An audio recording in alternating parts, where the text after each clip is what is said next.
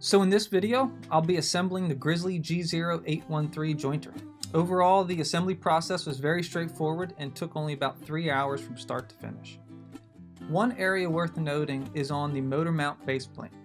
When you install the baseplate, you'll notice that the slots for mounting the motor are slightly skewed to one side. Be sure that when you install the plate, that the slots are skewed towards the pulley cutout.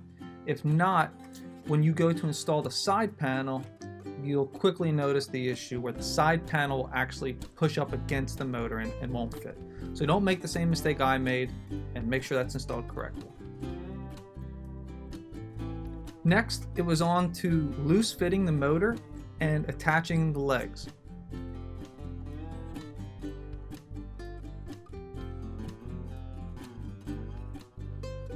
Once that was complete, I installed 2 of the side panels. The one side panel holds the electrical junction box for the on-off switch.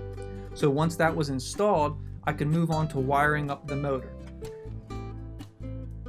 When it comes to the motor, there's nothing fancy going on here. I just followed the wiring diagram provided, wire nutted the connections, and wrapped them in electrical tape to help prevent them from becoming loose over time.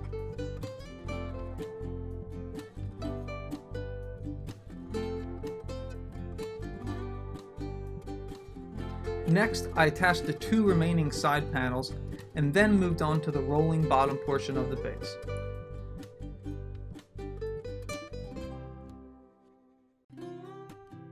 That rolling bottom portion went on very easily except for one of the 4 bolts where I had to really work to get it in place.